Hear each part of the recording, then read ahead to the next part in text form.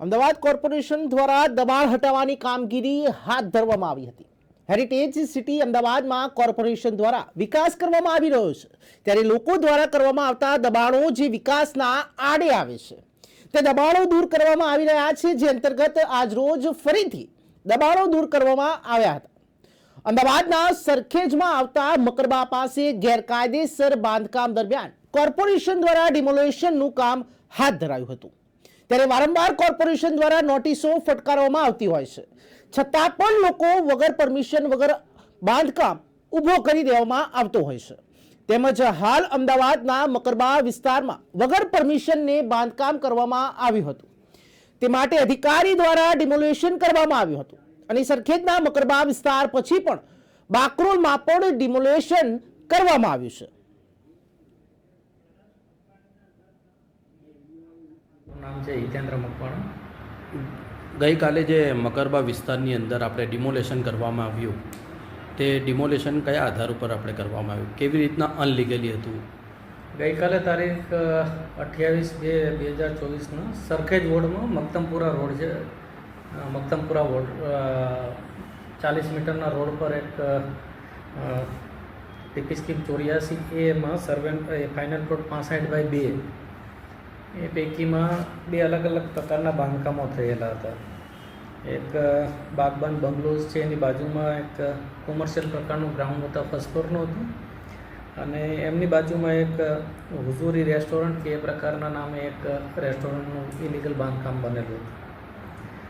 જે ગ્રાઉન્ડ વત્તા ફર્સ્ટ પ્રકારનું બાંધકામ છે એને અગાઉ પણ નોટિસ આપેલી હતી, પછી ત્યારે આ બાંધકામ એમણે પ્લિન્થ લેવલે પણ રોકી દેવામાં આવેલ। હાલમાં 2023માં ફરીથી એમણે બાંધકામ ઇલીગલ બાંધકામ શરૂ કરતા નવેમ્બર મહિનામાં નોટિસ ચાલુ કરી હતી 2023માં, અને 30 નવેમ્બર, 1 ડિસેમ્બર અને 6 ડિસેમ્બર આમ 3 અલગ અલગ દિવસે એમને જે કોર્પોરેશનની જે BPMC એક્ટ મુજબની જે નોટિસોની કાર્યવાહી કરવામાં આવે થાય છે, જે એ નોટિસોની કાર્યવાહી કરવામાં આવે। અને એમની બાજુમાં જે બીજું જે બાંધકામ હતું એની 2021માં આપણે આ નોટિસો આપવામાં આવેલી, અને ગઈકાલે જે બાંધકામ થોડા દૂર કરવામાં આવ્યા એ મેઇન રોડ પરના કોમર્શિયલ પ્રકારના બાંધકામો હતા। કાલે જ્યારે આપ ડિમોલેશન કરવા ગયા ત્યારે બધાનો અંદર સામાન જે હતો આધાર, તે લોકોને નોટિસ એની પહેલાં ક્યારે આપવામાં આવી કે ભાઈ અમે કાલે ડિમોલેશન માટે આવીશું? ડિમોલિશન કરતાં જતાં પહેલાં કંઈ વારંવાર એમને જાણ કરવાની થતી નથી હોતી। કોર્પોરેશનની પોતાની લીગલ પ્રોસિજર પૂરી કર્યા પછી જરૂર પડે પોલીસ બંદોબસ્ત પણ લેવાનો થતું હોય, અને પોલીસ બંદોબસ્ત દરેક વખતે ના પણ અવેલેબલ હોઈ શકે, તો એમાં આયોજન કરવામાં આવેલ હોવા છતાં પણ ઘણી વખતે એની અમલવારી ન થઈ શકતી હોય।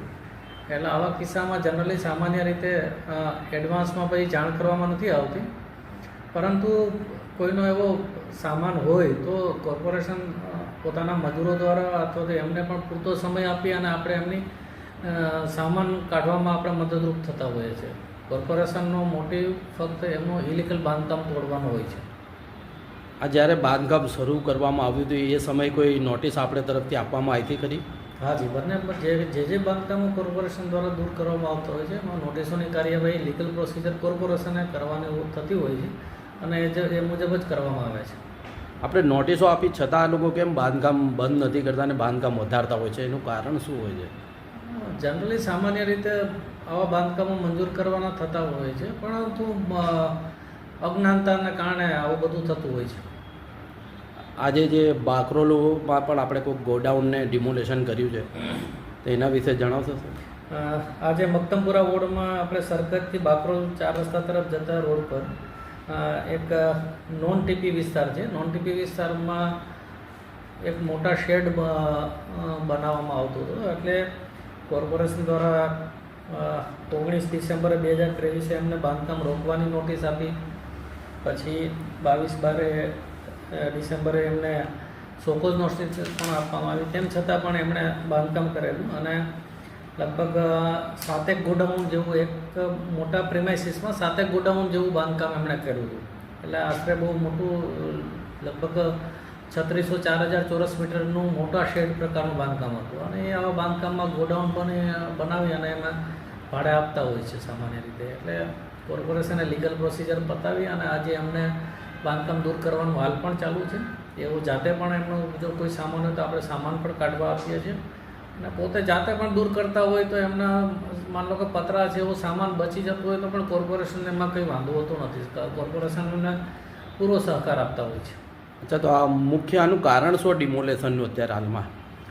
એ મુખ્ય કારણ એ છે કે નોન ટીપી વિસ્તાર છે, એમાં માની લો કે એમને પ્લાન મંજૂર કરાવવાના થતા હોય તો કોર્પોરેશનને અમુક % જગ્યા છે એ હેન્ડઓવર કરવાની થતી હોય છે અને પછી નિયમ મુજબ પ્લાન મંજૂર કરાવીને એ કરી શકે. એમાં કોઈ મંજૂરીપાત્ર જે કોઈ બાંધકામ હોય છે, આગળ તમે એ રોડ ઉપર જ આગળ જશો તો 2 પેટ્રોલ પંપ, નાયરાના પેટ્રોલ પંપ 2 બન્યા છે. એમણે જે કોર્પોરેશનને જગ્યા આપવા નોન ટીપી વિસ્તારમાં જ બનેલ છે, પણ કોર્પોરેશનને જગ્યા હેન્ડઓવર કરવાની થતી હોય, હેન્ડઓવર કરી અને નિયમ મુજબ પ્લાન મંજૂર કરાવી અને 2 પેટ્રોલ પંપના બાંધકામો કરેલા છે. એમાંથી એક પેટ્રોલ પંપના બાંધકામને તો બીજું પરમિશન પણ આપેલું છે અને બીજું પેટ્રોલ પંપનું બાંધકામ છે એ ફાઇનલ સ્ટેજે છે.